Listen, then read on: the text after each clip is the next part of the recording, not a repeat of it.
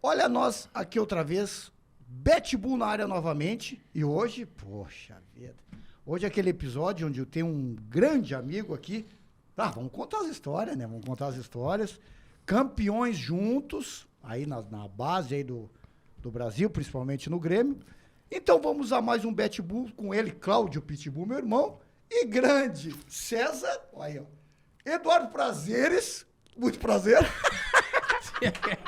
Fenômeno. Prazeres Lopes, tá aí o nosso grande treinador, que também vamos falar aqui no podcast, é interessante, né, pessoal? A gente tá diversificando, hoje vamos trazer um treinador, vamos falar sobre essa transição base e profissional, que é muito importante, né? No tempo do Cláudio, o Mano era diferente, hoje o César aí também já foi em vários locais, sabe como é que é a diferença que está entre as bases aí do Brasil.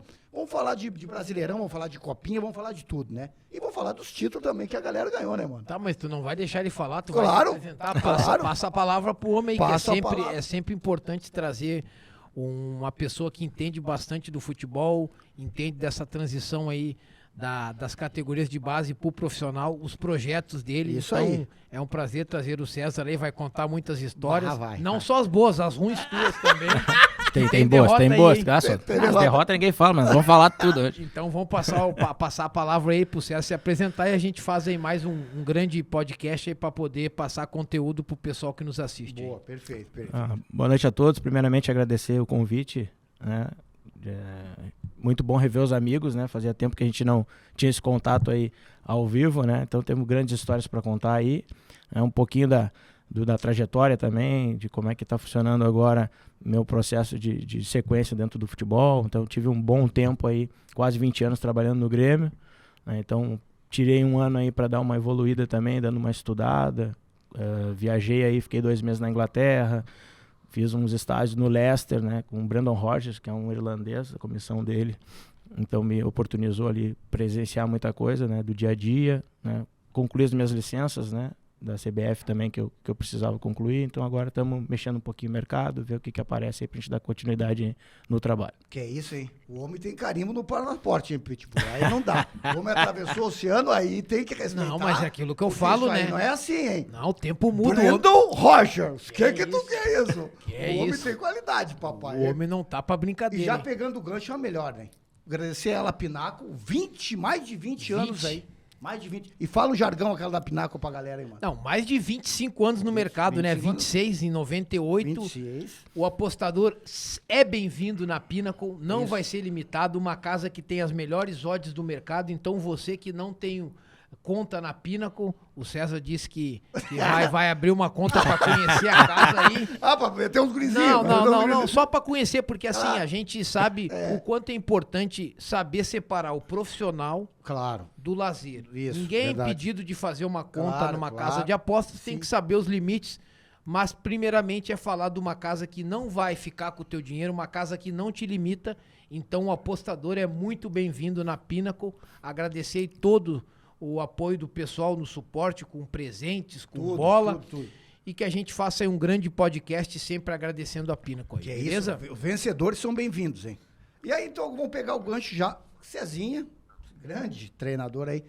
Aí que me auxiliaram, eu fui auxiliar do homem, né? A gente foi multicampeão, né? Mas me diz uma coisa, formação. Onde é que tu chegou a se formar? Bom, eu comecei, tentei jogar futebol, né, a nível, isso é sempre importante a gente falar, né, que todo mundo começa tentando jogar, né, o futebol como é a atração do brasileiro, né, então tentei ser um profissional do futebol, não deu pra mim, chega numa hora, volante. Vamos dar um adendo aqui pra galera, futebol de salão jogava muito.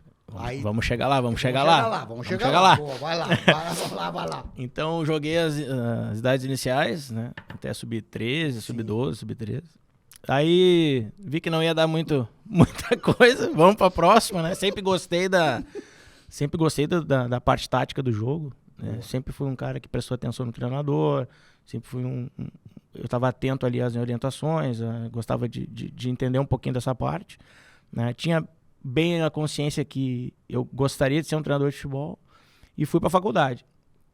Fui estudar, fiz educação física na UBRA. Na UBRA. Escolhi a UBRA porque na época o esporte era muito forte na faculdade, né? Peguei uma época muito boa, todas as equipes, né? Futsal, vôlei, futebol de campo, boa, era investimento top, todos os melhores jogadores estavam lá. Então, entrei naquele momento na faculdade, né? E, por acaso, vou jogar um futebol universitário, acho que eu vou estudar, vou buscar, tentar jogar uma bolinha aqui, só que no universitário.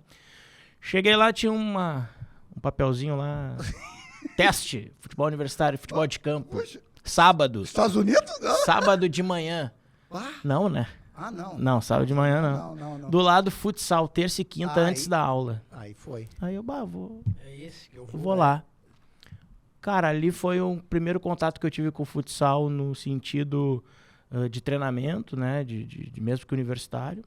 E ali conheci algumas pessoas que jogavam comigo, que foram me levando. Fui jogar uma série bronze, fui jogar uma série prata e joguei a série ouro.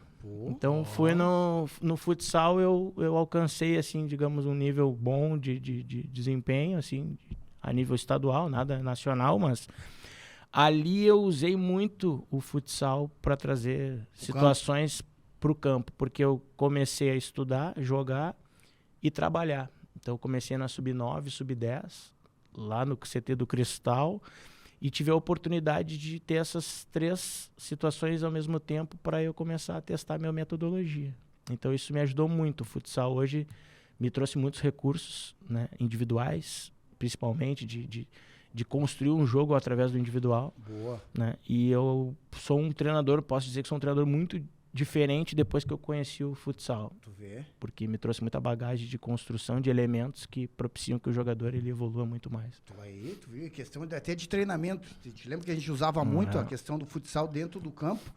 Que a gente tinha até uma metodologia, não sei se tu te lembra, que a gente usava o 4-4-2 losango, tu te lembra? Assim, que a gente usou muito tempo ali dentro da acho que foi da Sub-9 a Sub-11, né? Épocas menores, né? Como o jogador era... Sub-10, Sub-9, Sub-11, o campo, ele precisa, já que não tem as dimensões menores, né, para que tu consiga fazer as interações, o losango, ele te propicia um pouco mais de aproximação. Boa. Então, a gente garantia no sistema aquilo que a gente não tinha nas dimensões, né? Show. Aliado também de tu ter ali a construção e de que tu possa ter todas as características do mesmo sistema. Então, tu pode ter um primeiro volante, tu pode ter 2 volantes que jogam no lado, que conseguem fazer também uma situação mais de andar no campo, um meia de centro, que eu achava também importante nessa época, os atacantes. Então, a gente tinha naquele sistema como adaptar várias características dentro de um próprio jogo. Então, boa. Isso eu me lembro também, que claro, a gente fazia aquele trabalho ali, só que depois, claro, subia ali do Cristal e ia para Eldorado, aí já era uma outra filosofia, uma outra metodologia, né? Te lembra? E eu acho que isso é importante, né? A versatilidade. Eu acho que o jogador precisa ser versátil. O jogador na base, ele precisa vivenciar tudo. Né? Então, eu sou a favor de tu propiciar para o jogador isso. Quanto mais ele aprender de recurso, mais ele vai ser um profissional com qualidade para desempenhar a função. Porque no profissional, quando ele tiver, a gente não sabe qual é o método do treinador daquele momento. Então, ele precisa estar bem estruturado, de uma forma de jogar, de um repertório muito grande, para que consiga suprir essas necessidades. E no teu tempo não era assim, era só coletivo e coisa, mano, Pitch. Claro, eu me lembro, tô ficando velho já, no meu faz quase 30 anos, né, meu? Mas no nosso eu peguei a mesma transição de vocês, peguei o Cristal. Sim, o Cristal eu Vicente Pilate, meu Deus. Não, eu peguei antes ainda de você, não vou nem acreditar. Tu se lembra o Olímpico? Tinha ali o Carecão. E a rótula. Isso. Tinha ali o Carecão, ali onde estaciona os carros. Foi onde eu fiquei ali, eu acho que fiquei 6 meses treinando ali, depois eu fui pro Cristal. Não, nós pegamos o Olímpico também, né? Claro, jogo dentro do Olímpico, claro. Suplementar, tinha. Mas aí já não tinha o Carecão, a rótula já não. Já era estacionamento, era o posto ali, né? Depois era o estacionamento lá. Então, assim, eu peguei toda essa transição. Acho que o Cezinha falou um ponto importante, né, meu? Eu acho que quanto mais cedo o moleque aprender, é uma das coisas que hoje, se eu pudesse voltar o tempo, eu jogaria em mais posição. Porque às vezes o cara só quer ficar numa posição, não tá nem aí, né? Só que hoje em dia tu pega um cara aí que faz multifunção, pro treinador e que o treinador... E aí, meu, vai na lateral, faço. E aí faço o volante, faço. Não dá pra querer fazer tudo, né? Senão fazer tudo acaba estragando, né? Porque eu acho que a cultura hoje em dia, principalmente hoje em dia, mudou muito, né? Mudou. Hoje em dia, pô, no meu tempo eu me lembro hoje, eu jogava bola na rua e às vezes ia treinar no Grêmio. Pô, hoje em dia tu vê os guri de 11 anos fazendo massagem, fazendo tratamento, fazendo... Nada contra, só que eu acho assim, eu acho que hoje em dia a primeira parte que tem que treinar num moleque, num miúdo, que a gente fala lá, tem muita gente de Portugal nos assistindo, é a parte mental, porque assim, uma das coisas que eu falo muito pro Cleber, a gente pode até tocar nesse assunto, eu acho que muitos não chegam pela pressão que é exercida pelo pai. Às vezes o pai bota muita pressão em ser jogador e não é assim. Eu acho que tem que fazer as coisas, tem que manter os estudos, tem que estudar, tem que jogar, porque assim, vai chegar um momento que eu falo, pô, dos 9 aos 15, muita gente passa. E eu falo pro Kleber, e posso falar, pô, tem muita gente que era melhor do que eu. Só que era preguiçoso. Sim, verdade. Não gostava de treinar.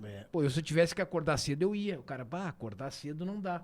E aí depois, quando chega aí na parte do infantil, já começa a te diferenciar um pouco. Quando tu pula pro juvenil, a casca já é mais grossa. E quando tu pula pro júnior, tanto é que a gente tem muitos exemplos de cara que tem mais de 200 convocações para a seleção do sub-9 ao sub-18 e não chegou no profissional. E teve cara que teve uma oportunidade no júnior e ficou no profissional. Então, passar a palavra pro Cezinha, que o Cezinha trabalhou, tu também, Kleber, para ver o que se mudou, né? O que tem de diferença hoje. E uma das coisas que eu posso falar com autoridade é que hoje em dia se ganha muito dinheiro cedo. E aí acaba tirando um pouco o foco do jogador. Pô, eu no infantil ganhava R$150 e 2 fichinhas, 2 sacos de fichinha de ônibus. Hoje em dia tem cara no infantil, no juvenil, que já ganha 15, 20 mil. E aí se o cara não tiver uma boa estrutura familiar, o cara acaba se perdendo, né?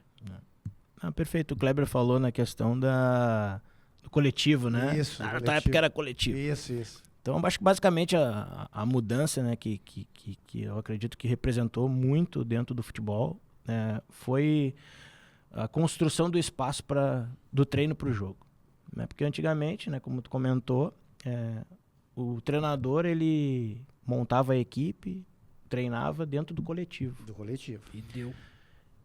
Então, de uma hora para outra, começou a se trabalhar de uma forma diferente, porque a intensidade aumentou, né, o volume começou a ter que ficar um pouco dentro de um controle, né, e começou os espaços reduzidos a aparecerem mais. Então, como treinar num campo reduzido, né, uma situação real de jogo, campo grande.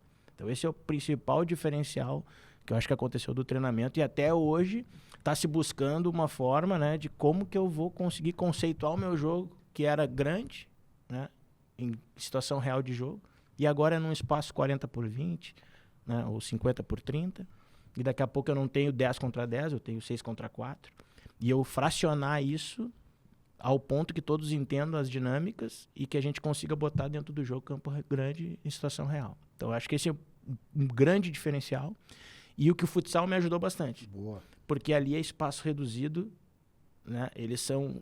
os treinadores de futsal são especialistas em espaço reduzido. Por quê? Porque a dinâmica daquele jogo, ela é dentro daquele espaço. Então, toda a capacidade de absorção dos jogadores tem que ser voltados para a parte individual.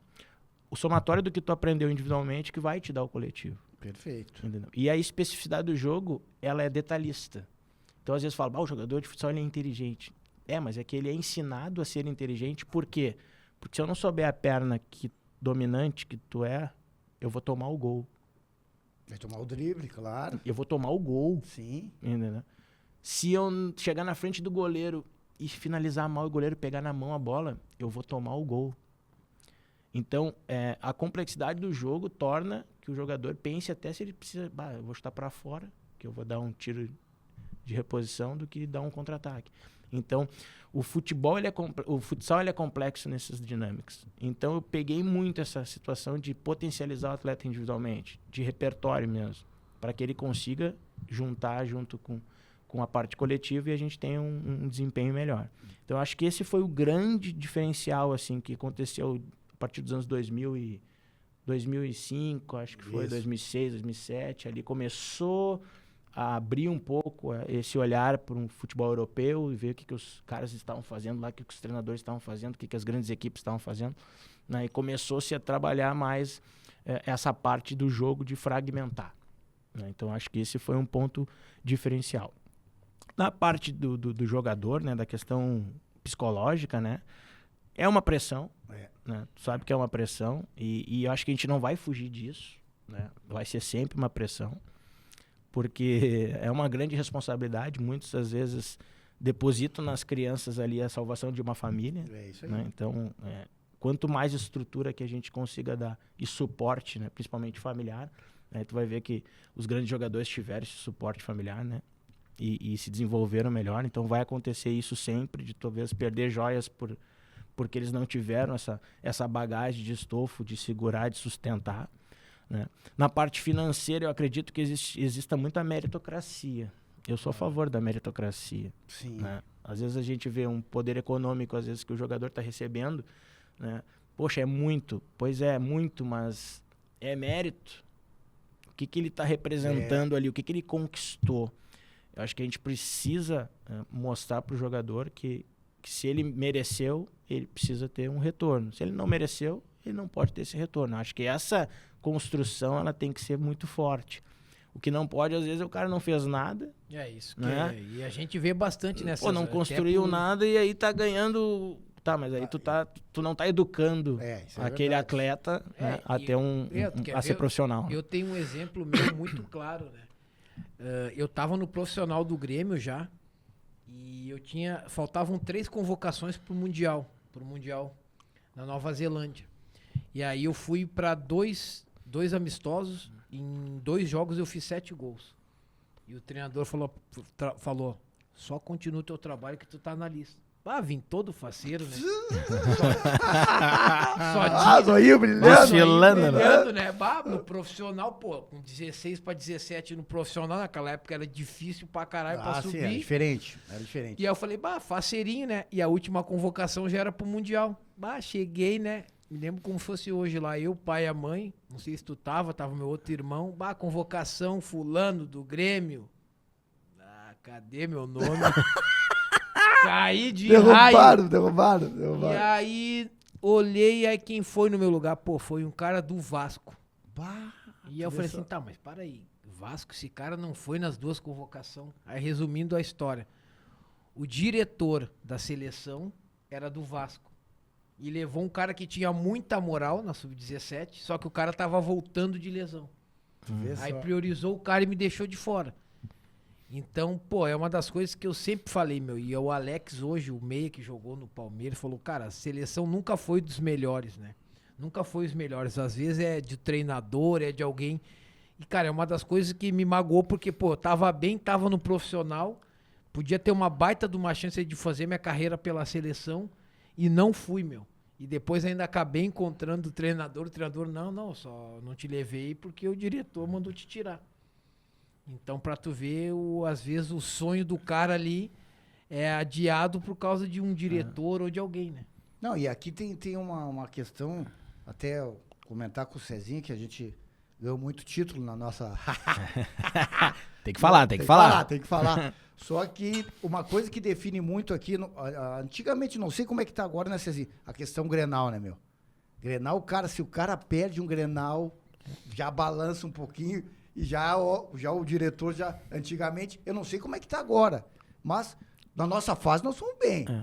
Aproveitamos um bom momento. Quanto tempo do Grêmio, Cezinha? Eu fiquei quase 20 anos. História, hein? 20 anos. Tá, mas tu chegou ali, tu não começou como treinador, né? Tu fez de estágio? Eu comecei estágio na iniciação, na recreativa. Tá ali, tá. Daí eu fui auxiliar da Sub-10, 11, 12, 13, 14. Daí depois voltei de treinador. 10, 11, 12, 13, 14, 16, 17, 19, 20, 23. E fiz ali alguns jogos também no profissional. Né? Tu vê só. Bagagem, 20 anos, é uma história. Tá, Sub-10, claro, muitos títulos nós temos que agradecer ele, né? TT, né? Que o homem ajudou muito. O homem era uma máquina. Decidia. Metia uma perna no Cezinho, mas o Cezinho deixa... Decidia, não, tá bom. Já tá resolvendo. Não, o Cezinho era fera, ele tinha um jogo de cintura, ele sabia... Não, era que nem o... Ele sabia fazer o meio campo. Não dá pra brigar com os bons, não, né? Tem que nem o Maculha, você lembra o Guilherme Maculha? Os caras assim, tu tem que tirar o Pitbull não tá jogando. Eu falei, deixa ele quieto. Se vocês indicar o homem vai fazer. Aí eu tava numa fase ruim, os caras queriam me tirar e falaram assim, querem tirar ele? Beleza. Só dá esse jogo pra ele. Daí ele chegou em mim, daí mandar um abraço pra ele, vai nos assistir aí, falou assim, tá caindo tua cara. Já meteu. Tô te segurando, mas não dá mais. Não dá mais, vai segurar. Te mexe. Mexe. Jogamos, não me lembro como se fosse hoje, jogamos pela Taça BH 4x3 com o Criciúma. Meti 3. Aí brilhou. 4x3, daí ele meteu. Os caras queriam te tirar. Agora já estão querendo te abraçar. Aí me falou quem era. Eu falei, valeu, professor. Obrigado pela moral. Por isso que eu falo, é importante tu ter uma boa relação com o treinador, mas saber separar as coisas. Porque uma das coisas que eu não quis, porque, cara, ser treinador hoje em dia, o César pode até falar isso depois a nível profissional, 11 jogam. Dos 11, 2 ou 3 já estão reclamando, porque tu substitui. No meu tempo, só podia ir 7 pro banco, sendo que um era goleiro, então eram 6. Hoje em dia não, hoje em dia é mais tetinha. Hoje já vai 11, vai 12. Claro, sim. Tem mais insatisfeito. Não, para aí. E aí o que acontece? No meu tempo, tu tinha um 7, tirando o goleiro ali, o goleiro reserva, que sabe que só vai jogar se o cara se machucar. Então tu tem ali 6 que estão no banco e já estão puto da cara porque não estão jogando, e tinha mais 8 ou 10 que nem foram convocados. Então, pra mim, o que eu sempre senti dificuldade é fazer essa gerenciar, cara. Porque a cabeça do humano é difícil. Às vezes o cara jogou 70 minutos. Pô, o cara tá mal. Tu tira, o cara ainda reclama, que é uma das coisas que eu não consigo entender. E já fiz também, todo mundo já fez merda. Faz parte. Claro, normal. Só que tu tem que respeitar, porque, cara, tem um cara que vai entrar que pode acrescentar mais. Só que, cara, é difícil tu fazer uma gestão. Queria até falar contigo. Qual que é a diferença de fazer uma gestão de moleques, de gente da base, para uma gestão de profissional? Se muda muita coisa ou tu acha que tem alguma coisa a ver? Tu acha que o profissional é diferente de fazer uma gestão ali do... Eu acredito que do profissional é mais difícil, né? Porque tá lidando ali com crianças, e o Kleber sabe, às vezes tem nas categorias de base tem interferências de pai, que quer botar o filho para jogar e o filho não joga nada. Qual a diferença assim que tu vê do profissional para a categoria de base, essa gestão que, cara, é difícil de fazer, né? Tudo é um processo, né? Vamos pensar assim, quando tu tá trabalhando com os menores, né? Crianças, né? Quando tu deve ter sido titular, basicamente, a vida inteira de base. De base, só no início que eu cheguei igual a bola aí, né? Os caras monstrinho. Os caras falando assim, ó, me lembro, pra te ver, hoje em dia é bullying. Verdade. No meu tempo era bullying, os caras iam ser presos. Cheguei lá e falei, ó, o que esse gringo polenteiro quer fazer aqui? Gordinho, bochecha vermelha, os caras tudo rindo, ó, esse gordo aí. Do carecão, do carecão. Primeiro treino, já embolei, os caras atropelei, já fiz 4 gols no primeiro treino, os caras, esse gordinho se emagrecer vai dar bom. Vai dar bom. Então, voltando nesse ponto, né?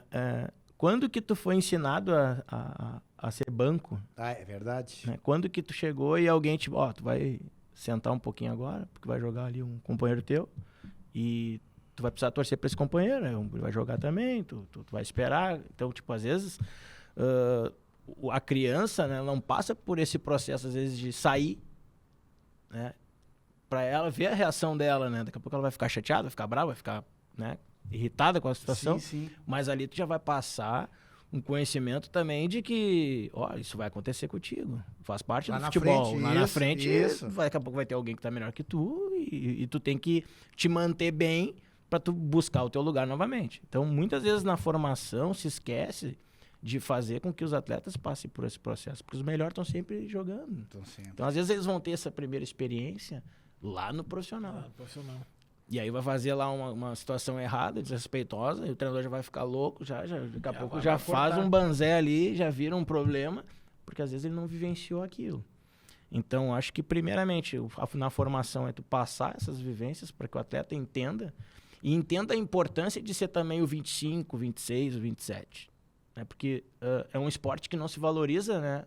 Eu ser o 22, o 23, o 24. Não, na verdade. Né? Um esporte que, só tem 10 e um goleiro, 11 jogadores, o resto não tem valor. Não tem. Tu pega outros esportes, tipo, o basquete, o sexto homem é muito valorizado. Claro. Tipo, vôlei também. Tu vê que a participação dos outros atletas se torna importante dentro do processo de formação. Então, tentar fazer com que eles entendam isso é a função do treinador. Né? A gestão disso, critério, né? Acho que o critério é a verdade. Porque se tu tiver critério, o atleta vai respeitar. Isso eu encontrei em todas as fases da minha formação como treinador. Quando ali tem um critério e tu promete, tu cumpre, e tu diz, vou fazer assim, e tu vai lá e faz. Os atletas vão te respeitar. E tu encontrar com que também todos participem do processo. Então, hoje, vamos revezar o time, vamos mudar o elenco, vamos rodar um pouquinho, porque os outros vão também ter a oportunidade de jogar. Tu vai estar dando condição para que ele dispute a vaga. Porque quando tu faz, NR, treinos não relacionados, aí o treinador não vai. Sim. Treina lá atrás do gol um pouquinho. Então, tu não tá dando condição de igualdade para o cara poder buscar a titularidade. É desigual, eu tô treinando só o titular, não tô treinando reserva. Então, eu tentar encontrar esse equilíbrio, treinar todos, manter todos em competição, né? Dar oportunidades para que eles mostrem o seu potencial, porque daí eles vão estar tendo essa contrapartida de que, eu fui bem, eu também tô pleiteando uma vaga aí no teu time. Uma vaga. Né? E tendo o seu critério, acho que tu não vai ter dificuldade. Né? É óbvio que tem o peso ali no profissional de uma mídia, né? O peso da televisão, da visibilidade, que nas menores, lá nas crianças, às vezes tu não vai ter esse peso. Sim. Mas os atletas são inteligentes desde quando eles chegam lá com 10, 11 anos. Entendeu? Eles são muito inteligentes nesse sentido. Foi interessante a questão do que o Cezinha relatou aqui, a questão das mídias. No tempo do Mano Pitbull não tinha isso aí, mano. Não tinha Instagram, não tinha nada. Eu acho que até uma vantagem, né? Ia na praia meter vaselina e querer jogar bola na praia. Ninguém descobria. Ninguém descobria, entendeu? Eu acho que hoje em dia, eu particularmente, eu não gosto, eu acho, porque acaba tirando um pouco o foco, tá? Eu vejo assim, a gente vê, não sei se vocês viram uma entrevista do Jorge Jesus falando da diferença do Ronaldo pro Neymar, né? Que ele fala que o Ronaldo vive o futebol, é aquilo. E o Neymar é muito bom jogador, é craque, mas não vive o futebol como vive o Ronaldo. Sim. O Neymar vive tipo um popstar. Então, assim, o que eu quero dizer com isso? Que a gente vive num mundo hoje que eu penso assim, no meu tempo, eu não gosto de a gente, César, tu pode falar aqui, como treinador, a gente tá indo para um Grenal decisivo e o cara tá apostando, indo pro Grenal. Porque tu acaba desviando o foco. No nosso tempo não tinha nada. Não tinha celular, não tinha nada. Era foco naquilo. Hoje em dia, essas redes sociais, até esse cartola. Tudo. Que os caras brincam com o cartola. O cara, eu não posso dar um carrinho, não posso tomar amarelo, senão vou tomar ponto no cartola.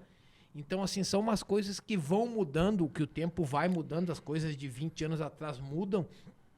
Só que eu acho que acaba tirando o foco, né? Uma das coisas que eu até falei falei até com o pessoal lá de Portugal, e o pessoal falava bastante, né, que o foco profissional acho que é muito importante hoje em dia, né? Hoje em dia tu tem que estar indo para um jogo focado, cara. Tu não pode estar se tu tiver com qualquer probleminha dentro de casa, um probleminha de fora, tu não vai estar concentrado. Então, cara, é que nem tu tá com o telefone, 10 minutos antes do jogo, tu tá mandando mensagem. Cara, tu tem que estar focado, esquece o telefone. Então eu vejo essas mídias aí, claro que para uns é bom, mas acaba tirando o foco de muitos jogadores, né? Sim, isso é verdade. Porque ali, se for analisar, né? Essa transição da base pro profissional não é fácil, né? Porque ali tu tem que saber gerir. E aí que chega ali na parte do júnior, tu sabe que ali muitos ficam no meio do caminho, não vão chegar no profissional. Às vezes é por questão técnica, normal, né? Não, o profissional não abastece todo mundo. Não tem como. Não tem como. O funil, ele... Não tem. E quando tu fez essa transição, claro, tu fez júnior, tu foi, acho que também a questão da transição da Sub-23, e depois chegou no profissional. Aí, vestiário é tudo diferente, né? Ali lidar com os jogadores não é fácil, né? Pega às vezes o pitbull ali, pitbullzinho não quer marcar, também não é fácil. Como é que foi essa transição aí? Eu acho que eu fiz um processo muito bom. Boa. Né?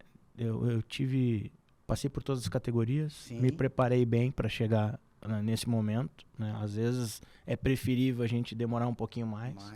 Mas construir essa base sólida dentro da formação para que tu consiga realmente exercer a função.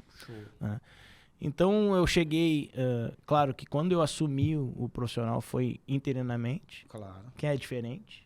Né? Ali eu não sou o treinador, né, da equipe, eu estou ali suprindo uma necessidade até que venha um outro treinador. Isso aí.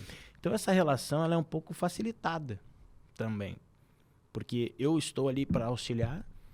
Então os jogadores estão ali também com esse enfoque, o professor está ali para nos ajudar também, isso aí. Então eles também se propõem a auxiliar muito nessa questão, porque é um jogo, 2 jogos que a gente fica ali, treina muito pouco, então é muito na base do diálogo, muito na base de ver vídeos, ver o que estava sendo feito dentro do planejamento daquela comissão que saiu.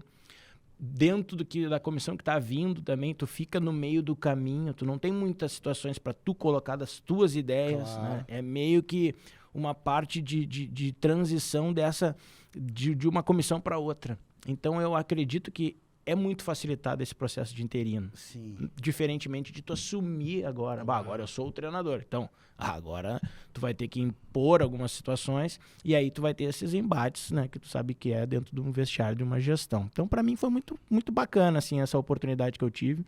Achei que conduzi bem ali, na época que eu tive, né, à frente desse comando, desse trabalho. Aproveitei muito bem essa oportunidade, né? Acho que poucos têm essa vivência, esse caminho que eu consegui construir, não é fácil. Claro. Então, acho que foi super positivo esse desempenho.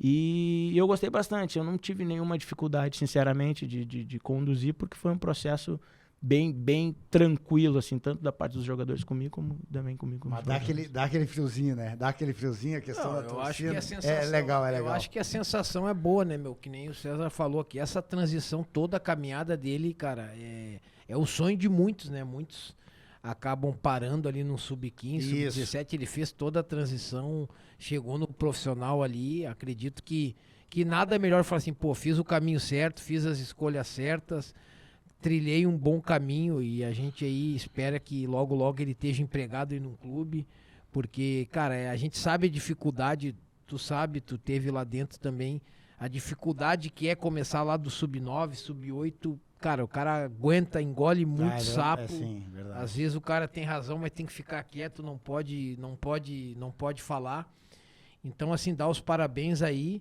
e que pra ele ver se ele fala aí os projetos dele, falar também que tu já teve muito tempo lá fora, o homem já aprendendo já muitas coisas, para poder passar pro pessoal que tá nos assistindo aí, que é sempre bom trazer uma cabeça diferente, um cara que conviveu todo o processo ali, desde a base até o profissional, o que ele acha também dessa nova safra de treinadores. Depois, mais à frente, a gente vai falar um pouco de seleção, quais os projetos aí do homem aí pra ver aí. E antes do Cezinha falar, vamos falar dela, né, rapaz? Vamos pegar uma carninha pro Cezinha, RIB 889.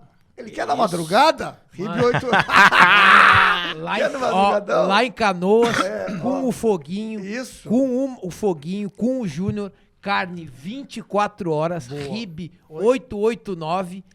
24 horas, o Motoca, é só falar, dá o endereço que o Motoca te entrega. Boa. Pode contar. Fala lá com o Foguinho e fala com o Júnior, diz que é mando do Pitbull e do Rottweiler que tem carne pra vocês. Vai ter que achar uma caixinha pro homem. Vai ter que achar uma caixinha pro homem. Vou meter já só no... Aqui faz só na grelhinha, Pitbull. Não, mas não vamos se complicar. Não, quer meter espeto, não complica. Né? Boa. Tem algum projeto? O que tem em mente agora aí, Cezinha? Fala pra galera aí. Agora, depois que eu acabei agora a licença, né? Fiz a licença Pro da CBF, era a licença que faltava pra mim. Então agora vamos esperar os convites aí, né? Acho que sair um pouquinho do Sul, acho que é um projeto que eu gostaria de fazer, porque eu fiquei muito tempo aqui. Então abrir um pouquinho do mercado. Claro. Né? Tentar subir um pouquinho, conhecer outros estados, outras dinâmicas, né? De trabalho. Isso é importante. Né? Eu gosto de São Paulo. Isso é importante. É um mercado onde tudo acontece, né? E é um campeonato muito bom, e não só o Campeonato Paulista, a Série A2, a A3, tem muita qualidade. Dos campeonatos que eu vejo aí, Paulista, gaúcho, mineiro, carioca, eu acho que é onde mais se acrescenta a qualidade é no Campeonato Paulista, né? Eu disputei o Carioca, disputei o Carioca 2, cara, e, cara, o Carioca 2... Cabo Friense. Daí eu vivi cada coisa que eu falei assim, pô, a gente aqui, as pessoas não têm nem noção, né? Do que o pessoal passa aí numa Série A2 ou numa A3 aí, então assim, eu acho que tem muitos mercados que dá para explorar, esperamos aí que logo, logo ele esteja empregado. Eu acho que pessoas com grande capacidade, treinadores aí de uma safra nova, a gente tá vendo aí o Carpini, né? Fazendo um grande trabalho, acho que tem 39, 40 anos, tava aí há pouco tempo, fez um trabalho rápido no Água Santa, levou a final, agora já tá aí no São Paulo, vai disputar uma Libertadores, então assim, eu acho que tem espaço e vai se mudando, os treinadores vão se moldando. Então a gente espera aí que logo, logo ele esteja empregado em um grande clube. E o homem tem muita qualidade. Um cara muito centrado, cara sempre teórico, muito teórico. Olha, ele sabe o que faz, muito estudioso. Isso sempre, né, Zezinha? Só que eu vou pegar um jabá aqui, já vou pegar o Cezinho.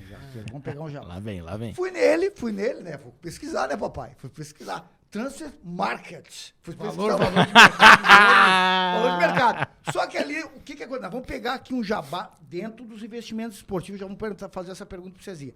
Lá no Transfer Market, o homem está dizendo que, o pessoal ali do site está dizendo que o Cezinho, o sistema favorito dele é o 4-2-3-1. Tá lá, eu não sei. Cezinho, bom tu passar para a galera até dentro dos investimentos esportivos. O que tu acha um sistema para a galera que saia mais gols? Para a galera que está fazendo os seus investimentos, fazendo as apostas, que tu trabalharia, agora nós estamos falando dos investimentos, que tu acha que tem uma tendência para sair mais gols? Tá, mas calma aí, antes de tu fazer essa pergunta, que peça tu vai dar para ele? Que peça tu vai dar pro homem? Qual é o retorno? Qual é o retorno? Não adianta tu querer... Quer o segredo? Não adianta tu querer... Não adianta tu querer meter um 4-2-3-1 e o homem não ter um atacante que faça gol. Não. Nós... Aqui vamos relativamente que tu tem as peças. Não, vamos fazer o seguinte. Sistema, se ele tivesse boas peças. Isso, boa. Então relata aí. Eu vou te dar minha opinião do que eu acredito de sistema. Boa, beleza. Eu acho que a gente exemplifica. Lá na câmera 4, lá a gente exemplifica mais daí. Isso aí, boa, vai lá. Na minha visão, tá. Né, o sistema de jogo é o posicionamento inicial. Tá, beleza. Tá? Então, eu, César Lopes, gosto de um sistema inicial, posicionamento de jogo, o 4-3-3. Então já botou na tela aí. É o meu preferido, preferido. Esse é o posicionamento inicial. Perfeito. A partir daí, as dinâmicas ofensivas, elas vão acontecendo. Tá. Porque a parte móvel é ela que importa. Perfeito. Porque a parte rígida do sistema, ali, o 4-3-3 fixo, um volante, 2 meias, 2 beiradas, isso é um start. Tá. Agora, o que tu realiza de movimentações para que tu consiga, né, fazer um trabalho ofensivo é o que vai fazer a diferença. Certo. Se tu vai fazer uma saída com 3, tu vai projetar os laterais dos alas, tu vai trazer os beiradas para dentro, tu vai ter mais um centroavante junto com 2 atacantes enfiados. Então, essas dinâmicas ofensivas é que vai fazer com que a equipe tenha mais sucesso. Certo. Então, às vezes a gente fica muito refém do sistema. Né? Poxa, 4-2-3-1, 4-3-3. Mas ele não é nada a partir do momento que as movimentações vão acontecer. Claro. Aí eles que se tornam bons ou ruins. Certo. Essas dinâmicas, elas têm que ser variáveis e têm que ser versáteis. Então tem tem treinadores que utilizam um losango por dentro, entrando o lateral para dentro, outros utilizam o beirada por dentro, o lateral por fora. Aí as características do jogador que vai ser importante, que é aquilo que eu estava comentando contigo ali. Ali fora, em off. Em off. Não adianta eu ter a característica do jogador e eu não utilizar por causa de uma questão tática. Certo. Aí nós não vamos ter sucesso. Né? Então, aquele treinador que instiga e que a gente consegue ver os jogadores jogar, né? Tu chega e olha uma partida de futebol, pô, meia bom esse, um lateral, pô, lateral bom esse. Eu acho que esse é o melhor treinador. Quando tu começa a ver muito linhas, compactações, aí eu acho que o treinador deixou um pouquinho a desejar e ele trouxe muito para ele a partida, o jogo e a construção do jogo. Eu acho que os jogadores eles precisam aparecer. Então, quando tu tiver um jogo de futebol onde tu vê jogadores fazendo jogadas que chamem a atenção, poxa, olha só, quantos caras bons aí, 2, 3 caras bons. Sim. Eu acho que aquele treinador tá mais próximo do sucesso do que aquele que tá muito preocupado, talvez, e mais na parte tática do conceito do jogo do que devolver pro atleta as dinâmicas. Meteu uma aqui, tu viu? Meteu um Chico Xavier aqui. Não, foi umas entrevistas que o Luxemburgo falou. Hoje em dia se fala muito bonito em compactação, em linha subida. Isso aí já falava há 15, 20 anos atrás, já se fazia. Claro que algumas coisas mudam, mas foi que nem ele falou. Eu prefiro muito mais ver um jogo, de ver uma jogada bonita, de ver movimentações, porque às vezes o jogo fica muito preso taticamente. E a gente vê lá na Europa isso aí muito. Boa. Tu chega pra assistir um jogo... E já vamos pegar esse gancho teu da Europa aí. A questão da escola, que tu foi lá fazer a visita na Inglaterra. Uhum. É uma escola diferente, né, Cezinho? É bom até passar um feedback pro pessoal aí, né? Eu fiquei 2 meses lá acompanhando, né, a Premier League, né, e também tive a oportunidade de conviver nos treinamentos durante esse período. Então, a parte organizacional, ela é da organização do treino, organização da logística. Pô, o CT do Leicester é impressionante. Deve ser uma loucura. Entendeu? Tipo, os caras têm 4 campos à disposição, então eles montam um trabalho em cada campo. Eles vão... Então, tipo, faz um trabalho aqui, já vai para outro campo, tu não perde tempo nessa desmonta e monta de novo. Claro. Não, já tá tudo prontinho, tu já sai daqui para cá, daqui para cá, daqui. Então, otimiza muito essa questão do campo, né? A questão também de metodologia do treinador, o método dele de trabalho. O Brendan Rodgers era um treinador que ele só por fora do campo, gestão dele... Não muito contato. Não, pouco contato. Os auxiliares trabalhando. E pontualmente ele entrava e fazia alguma intervenção. E no pré-jogo ele pegava a equipe, fazia ali um posicional, algo mais pré-jogo mesmo, e era isso. Então, ele se afastava um pouco do contato do dia a dia. Para ter as intervenções mais pontuais e que aquela intervenção tivesse mais peso. Então, aquele desgaste, às vezes, que tu tem de estar sempre com o jogador, e ele não tinha. Então, isso foi uma questão que eu vivenciei ali, que ele conduzia desta forma. Tu vê? Né? O jogo, né, ele está muito também dependente do campo. Todos os campos... aquele tapete, incrível, né? Bem molhadinho pra bola correr. Nossa, não tem, o estádio tem uns que simples. Né? Vai ver assim que os nossos aqui são muito melhores. Mas o gramado impecável. Então aquilo ali interfere muito também no que tu vai apresentar de jogo, né? Quanto maior a qualidade do gramado, tu tem um maior espetáculo. Então isso também lá... técnico ainda é mais fácil. Isso aí também é uma referência lá que é muito boa. Acredito que a compactação lá é um conceito que faz com que o repertório do jogador seja mais trabalhado, né? Como tem menos espaço. Então, os treinos, a questão do trabalho individual do atleta, os componentes que são exigidos para o atleta vivenciar. Acho que cresce todo mundo. Cresce a comissão, cresce o jogador, cresce a imprensa, cresce todo mundo dentro do futebol por um conceito de espaço curto, né? Então, quanto mais reduzido, mais detalhista tu precisa ser. Então, tu precisa entender mais do detalhe. Então, isso cresce como um conceito que lá me marcou bastante. Todas as equipes jogando muito compactadas. Então, o espetáculo cresce no sentido de que os jogadores são mais, digamos, propiciam mais detalhes para que eles consigam vencer aquelas perguntas e respostas que o jogo te traz. Tu vê? Então, são esses componentes que eu observei. Mas eu achei também que, muitas vezes, o critério do bom e do ruim... também é um pouco diferente do que a gente tem de experiência. Aqui, porque né? aqui a gente cresceu muito vivendo da técnica. Então, para nós dizermos que um jogador é muito bom tecnicamente, é porque o cara, né, a gente exige muito isso. O cara erra um passe, não, errou um passe. Tipo, o critério técnico nosso é muito elevado. Lá eu acho que eles não têm tanto essa vivência técnica, então às vezes eu via lá, pô, mas esse jogador aqui que tá no banco, na minha visão, ele é melhor que o titular. Mas outros componentes faziam com que aquele outro jogador jogasse. Até de cumprir função, que a gente tava comentando ali, né, Cezinho? Só que às vezes, na minha visão, isso é muito mecânico. Falta atratividade no jogo. Fica um jogo muito previsível, às vezes um jogo monótono, às vezes um jogo que tu não devolve a tomada de decisão muitas vezes para o jogador. Ele reproduz muitas coisas que o treinador quer. Então, às vezes, a gente tem qualidade numa Premier League em algumas equipes lá de cima da tabela. Sim. Mas se a gente vê um 16º contra um 18º... Ah, não, aí sim. De terror.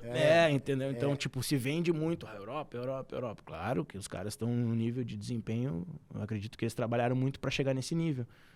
Mas também nós temos que olhar a tabela inteira. Claro, né? claro. Se a gente olha só a bonitinha lá, a parte de cima, Manchester City. não, aí não. Não, não tem como. Nós temos que avaliar o futebol como um todo. Vamos olhar todas as equipes e vamos ver o nível do futebol europeu. Aí a gente vai ter uma avaliação também. Aí vai, senão não. Mas o Cezinha deu um jabá bom ali. Quer otimizar o seu tempo? Bote Bus 87. Bota na tela, comandante. Bote Bus 87 aí. Bote Bus 87, o robozinho que a gente... Vamos botar... Vamos ter que apresentar pro Cezinha, mano. Dá pra botar na tela, comandante? Bote Bus 87, otimize seu tempo farejando Não, vamos explicar pro Cezinho o trabalho que foi. Cezinha. Anos pra desenvolver. Mais de um ano. Com parâmetros e métricas aí, olha, não é fácil. Porque assim, a gente... Eu não entendo nada disso aí. Mas ó... Vamos lá. Fala o jabá pra ele. Vou ter que fazer 3 podcasts só pra vocês me explicar o... A gente tem uma parceria com a Corner ProBet, que é um sistema de análise lá em Portugal. Que é queria mandar um grande abraço aí pro Rafael da Corner Pro, que é o nosso parceiro. Muita gente não tem tempo de poder sentar para assistir uma partida, porque eu costumo falar, aonde eu boto dinheiro, eu não quero brincar. Quer brincar, tu vai pro circo. Isso. Aonde eu boto dinheiro é negócio sério. Claro. Eu costumo falar, tu colocaria dinheiro num jogo que você não tá assistindo? É difícil. É queimar dinheiro. Então, assim, o que a gente poderia fazer? Que a gente fez. Tu pode criar robôs, que o nosso robô que a gente demorou mais de um ano para criar, que é gol no primeiro tempo. Só que vamos botar aqui até um jabá para ele já agora, para ele nos responder. O que tu acha importante numa partida para gol no primeiro tempo? Eu vou dar um exemplo. Para mim, é importante pelo menos ter 4 chutes no gol, tô dando um exemplo. Tem que ter pelo menos um time com mais de 60% de posse de bola, de superioridade no jogo. Pelo menos 4 escanteios, 4 chutes no gol, posse de bola e me indique um gráfico com pressão superior a 20%, que isso é dentro de uma ferramenta, que ele me mostra no gráfico que o time está superior àquele. Fazendo esses critérios, a gente tem lá um time machine, que é onde a gente testa. A gente vai falar, tu vai dizer assim, Pitbull, pra mim é importante isso. Posse de bola no campo do adversário. Posse de bola no campo adversário. Tu coloca lá no robô. E aí o que a gente faz? A gente escolhe as ligas, porque cada liga tem um critério. Vou dar um exemplo. A Alemanha 2 é bom para gols. A Bundesliga, a Alemanha 1 é bom para gol. Holanda, tem várias. A Itália já não é tão boa para gol. É mais parte tática. Então o que a gente faz? A gente joga num robô. E o robô, com esses critérios que eu coloquei aí, o Kleber, ele vai falar assim, ó, de 600 jogos, tantos bateram. E aí a gente foi adequando o robô com as nossas ferramentas e com as nossas análises para conseguir desenvolver o robô. Porque não é fácil, né? Porque a questão é o que é bom para mim pode ser bom para ti, entendeu? Sim. Né? Tu vai ali, posse de bola no campo adversário. Daqui a pouco para ti o ataque perigoso não é tão importante. Pra ti, às vezes, eu prefiro o remate no gol, entendeu? Sim. Então, cada um... E a gente demorou pra desenvolver. Demorou um ano. Mais ou menos. E agora, o robôzinho, ó... Tá jogando sozinho. Eu costumo falar pro Não vai fazer robô treinador, né? Nós vamos cair. Não. Botar o robô lá, escala o fulano, pô, quer me derrubar esse robô aí. É o que eu falei pro Kleber, né? O mais importante aqui, até pro pessoal que tá nos assistindo, que já comprou o robô aí, que a gente deixa bem claro, o robô ele te auxilia na entrada. O robô não vai fazer milagre, até porque eu vou dar um exemplo. A gente entrou pra um gol no final do jogo. Porra, o cara erra o pênalti. Que culpa eu tenho, que culpa o robô tem? O cara errou o pênalti. Claro. O VAR anulou o gol. Pô, tu não tem culpa. Não tem culpa. Então, assim, o que a gente tem que bater na tecla pra galera aí. Que é no longo prazo as apostas. Porque 2 dias qualquer um ganha dinheiro. Mas o longo prazo e a consistência, por isso que cada vez mais se fala a consistência no longo prazo, o dinheiro das apostas é dado para os pacientes que têm paciência, que conseguem entender o processo, os impacientes dão para os pacientes. Verdade, isso aí é verdade. Porque eu vou dar um exemplo que eu falo pro Kleber. Pô, os caras tiram dinheiro de dentro de casa. Não pode. Os caras pegam dinheiro emprestado para colocar num jogo. Não pode. É verdade. Tu tem que saber onde tu tá colocando. Não tem dinheiro para apostar, não tem reserva, não aposta. Vai estudar, faz qualquer coisa. Senão, cara, vai entrar pra um buraco. Não, mas E aí, comandante, nada do Bot Bulls? não. Tá, ele fica na tela depois. Bota depois na tela? Claro, bota depois na tela. Porque é o Cezinha pra fazer esse robô ia ser detalhista, papai. Aí ele Não, aí o Cezinha ia botar 500 critérios. Quer ver uma coisa? A importância aqui do Cezinha, porque olha como é importante. Tu tem os teus critérios. Claro. Dos 5 critérios que tu botou, 2 pra mim eram importantes. Tu vê. E 3 pra mim não eram. Tu vê só. E se eu falar o meu pro Cezinha, de repente o Cezinha, não, dos 5 que tu botou, 1 pra mim é importante. Claro. E pro Cezinha vai ser outro. Boa. Então, pra te ver como é importante o teste e importância a vivência de ter outras pessoas aqui, porque de repente pro Cezinha falar, o Cezinha, cara, pra mim gol no final do jogo tem que ter isso. Vou dar um exemplo, a gente sabe. Israel. Sim. A liga que mais nos dá dinheiro é Israel. Sim. Aí o cara assim, pá, mas tu tá de sacanagem, Israel. Porra, se eu em 400 jogos, em 350 bateram, por que eu não vou fazer um investimento? Claro. Se tá me mostrando que fez. Uma coisa é tu falar números ao ar. Falar assim, não, eu botei 400. Não, ali tá te dizendo. Vou dar um, se lembra? A Liga 2 da Espanha, 68% negativo.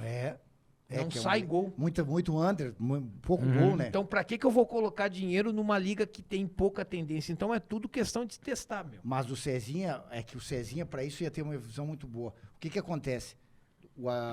Claro, nós que a gente tem essa visão do treinador, Cezinha, tu vê ali dentro do campo, faz a leitura e vê o espaço, aqui pode sair um gol, entendeu? Já o cara que tá investindo, o que ele faz? No escuridão, né, meu? Ele faz na escuridão. No cego. A grande maioria, pode perguntar pro Cláudio, não vê o jogo. Hoje a gente sabe, o Kleber sabe, a gente tem mais de 6 ferramentas que nos auxiliam. São sites. Tem muitos que usam Footstats. Sim, claro. Tem a Corner ProBet, vou dar um exemplo. Tu consegue entrar no site, a gente chega lá aqui, vou dar um exemplo. Que liga tu mais gosta aí no mundo, que tu gostaria de trabalhar? Acho que a inglesa Vamos lá. Eu te dou o site lá, tu entra comigo, Premier League, a gente consegue botar qualquer time e o site vai te mostrar qual o momento que o City é mais efetivo. Isso. Em todas as partidas do ano, independente se for Premier League, se for Copa. Isso o trabalho do scout, né? Que nem o scout. Que momento ele faz mais gol, que momento ele sofre mais, se ele é melhor no primeiro tempo, se ele é melhor no segundo tempo, qual o momento que ele cansa, qual o índice dele, porcentagem dentro de casa, porcentagem fora de casa. Então, assim, antes de fazer o investimento, tu tem um estudo. E o pessoal é preguiçoso. Isso é verdade. Vou dar um exemplo. Hoje em dia tu pega um cara, quando tu vai analisar uma equipe, quanto tempo tu demora pra analisar uma equipe? Fica dias ali em cima do... Aí chega um cara e fala assim, não, a Sky, o cara não vai jogar, vamos apostar aqui, mas que análise é essa? É bem isso mesmo. Vou dar um exemplo, pega uma época boa de um time, não joga, vou dar um exemplo, pega uma época boa do Flamengo, não joga o Arrascaeta, não joga o Gabigol, tu fala, opa, já não é a mesma coisa. Quem é que vai entrar no lugar do Arrascaeta? Vai entrar o meio ofensivo ou vai entrar o meio defensivo? Então o pessoal tem muita preguiça em poder analisar o jogo. E se tu não puder analisar o jogo, não coloca dinheiro. É isso mesmo. Porque daí tu tá dando dinheiro pro mercado. Falou tudo. E já vamos fazer uma pergunta aqui pro Cezinha. Estamos quase finalizando, hein? Quase finalizando.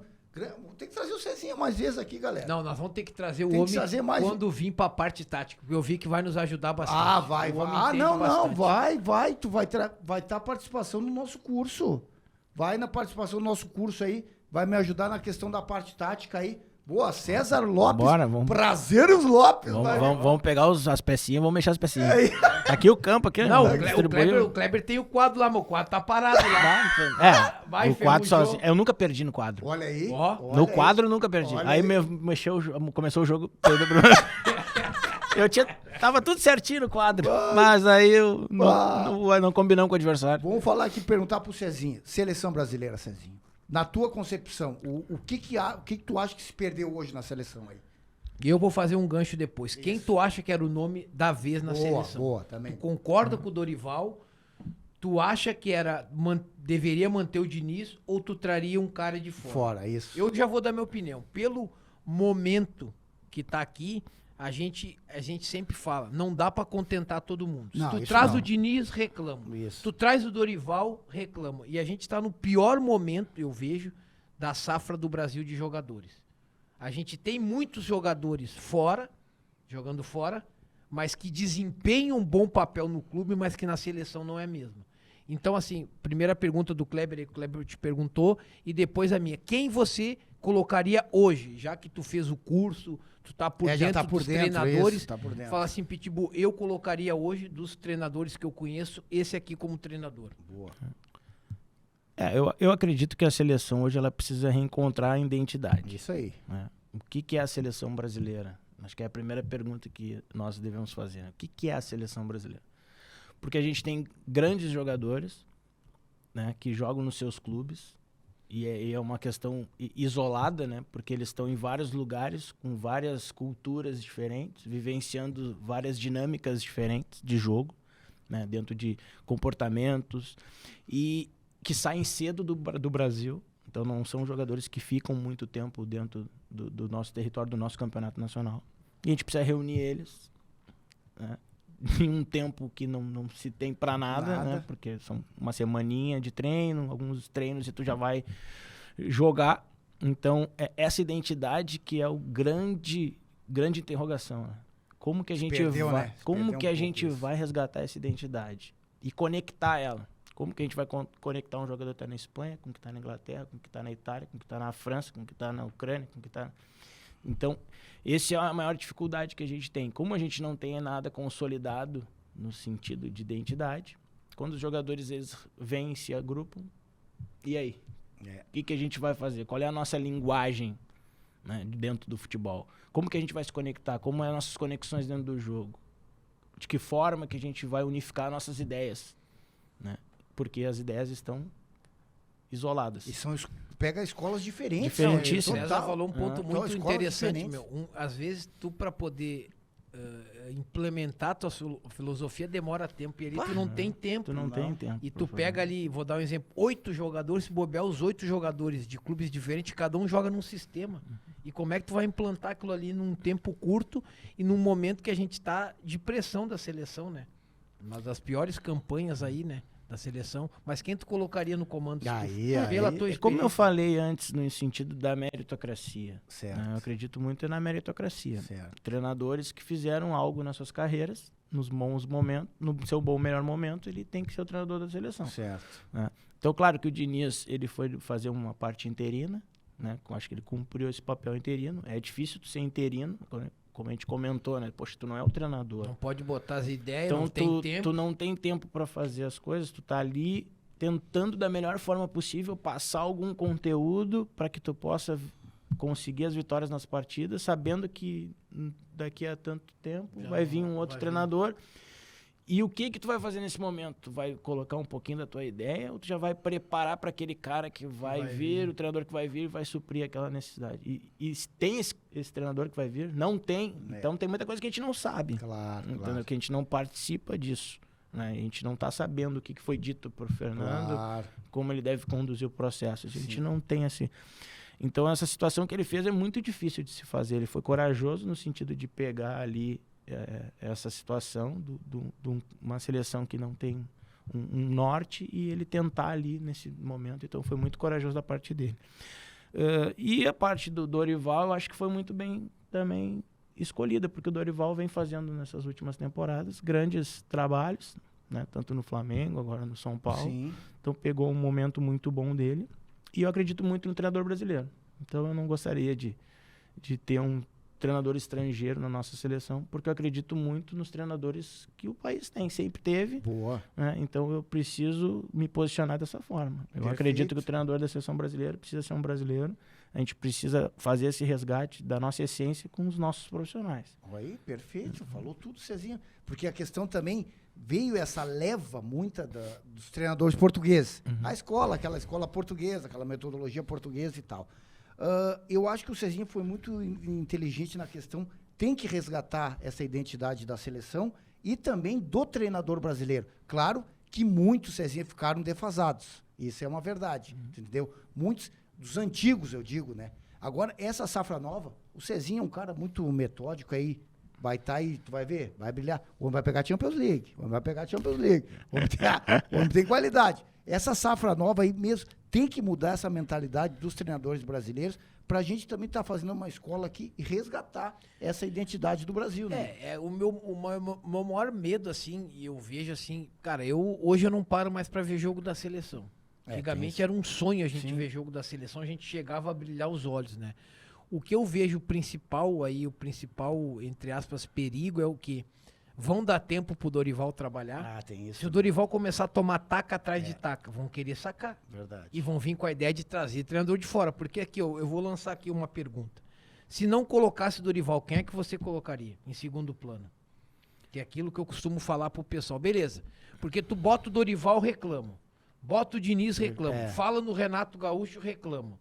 Então, assim, quem que você colocaria se não fosse o Dorival? Eu também concordo de não trazer gente de fora, porque assim, o Ancelotti, o que o Ancelotti ia conhecer do pessoal aqui dos times do Brasil? Não ia conhecer nada, entendeu? É muito difícil. Então, assim, a gente também, o Kleber falou num ponto muito interessante, que é o quê? A gente precisa de uma safra nova, porque tá complicado, porque fala Dorival, aí tu bota o Diniz, quem é que tu colocaria se fosse um segundo plano? Vamos dizer que o Dorival não dure muito tempo. Espero que dure, porque tem muita gente que fala bem do Dorival, bom que é um cara bom de grupo, é um cara que gere, tem bons treinos. Desejo toda a sorte pro Dorival. Num caso de Dorival não se adaptar, quem é que tu colocaria em segundo plano? Eu vou manter o mesmo critério.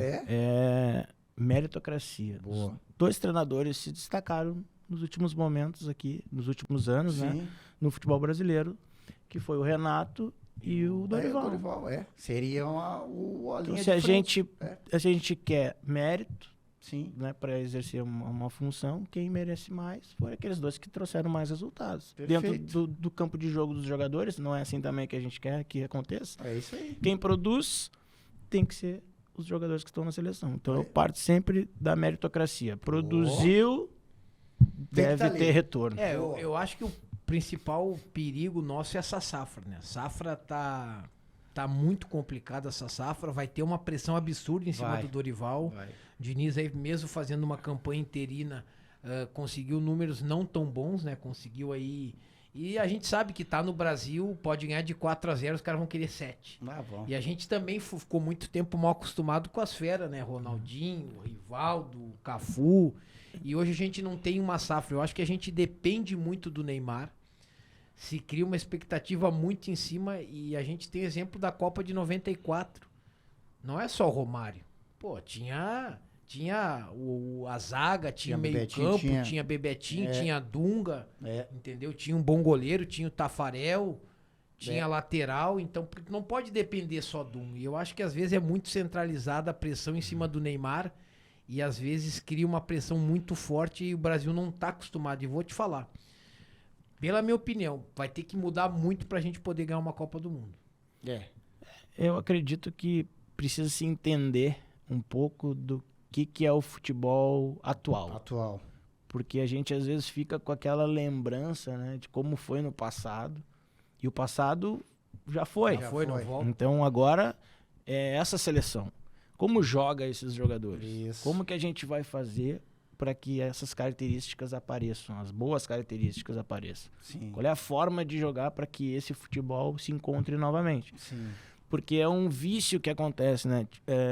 A própria seleção de 94 foi... Queriam matar o... Né? Lembra? Alzinho não serve. Fulano não serve. Cara, então, tipo, a cobrança, ela sempre vai existir na seleção. Tu já tem que entrar sabendo que vai ser cobrado. Tá limbado.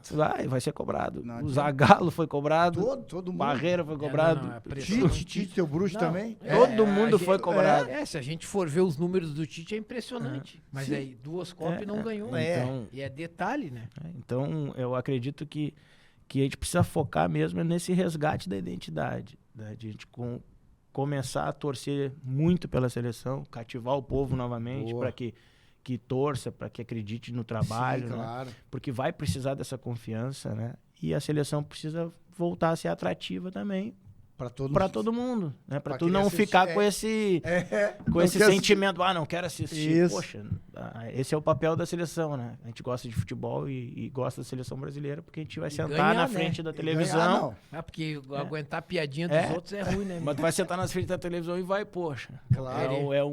Não deixa de ser o espetáculo, né? É isso aí. Nós precisamos de um espetáculo, é aquilo que atrai as pessoas. Então, acho que se a seleção conseguir esse resgate, ela vai ficar muito mais próxima dos títulos. Boa. Cezinha falou tudo, hein?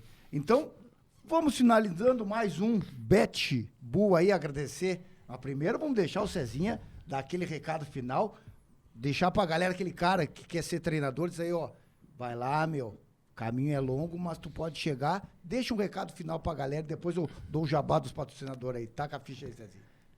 Não, o recado é acreditar naquilo que tu busca e almeja, né? Vai ser difícil, vai ter muito trabalho, né? Eu fiquei 20 anos aí, já estou há 20 anos trabalhando dentro do futebol, construindo um meu método de trabalhar. Eu acho que essa individualidade é importante, porque às vezes a gente vai buscar muito o que está pronto e começa a fazer um copia e cola. Copia e cola, isso. E tu precisa entender a tua essência, né? O que tu identifica e o que tu acredita. E o principal, o que tu sabe passar. Porque treinamentos tem inúmeros. Se a gente quiser hoje, a gente abre o computador ali, bota lá, eu quero treinamento de organização ofensiva. Mas o segredo está na informação. O segredo está na forma que tu passa, na forma que tu consegue atingir o jogador. Boa. Então esse é o principal. O exercício, todos são bons. Agora tu precisa saber aonde que eu me encaixo e o que eu detenho um poder de persuasão naquilo, de comunicação, para que eu consiga fazer esse treino ser um bom treino. Então, acho que é o recadinho que eu passo para quem está começando, né? Que acredite nisso e busque a sua essência, a sua ideia, e não copie e cole. Boa, aí meteu Guardiola, Cezinha Guardiola. Então, busque a sua essência, venceu um Cezinha Guardiola, que homem tic-tac pra tudo que é lado. Vamos dar os parabéns aí pro homem aí. Esperamos aí que no próximo aí que ele já esteja empregado. Boa. Tá torcendo e vão estar orando pro nosso parceiro aí. E vão chamar pro curso pra fazer o módulo do curso. É isso aí. Com todo prazer. Aí. Sabe, o homem sabe muito. Isso. Vai ter que te ajudar, porque tu tá quebrando o sistema tático. Agradecer a nossa patrocinadora aí, Paina, com mais de 25 anos de mercado. RIB 889, Quero Café, Salve a Pizza também, que tá sempre nos ajudando. Isso. Agradecer a todos aí e a gente volta com mais episódios do Bet Bull. Quer um recadinho aí? Não, e Pro Hub aqui, né? Pro Hub aqui, agradecer o Cezinha. Pô, esse é um mano aí. Fomos muito. Tá, mas quantos títulos não falou? Num ano foi 5. Ó, só pra vocês aqui, ó. Em um ano foi 5. Uma arrancada 5 só. Erguendo até o bíceps cansou. Até o bíceps cansou. Tá, e o comandante Hamilton dormindo hoje. Valeu, galera. Tamo junto. Obrigado. Vamos pra cima que o foguete não tem ré. É nóis, abração. Show.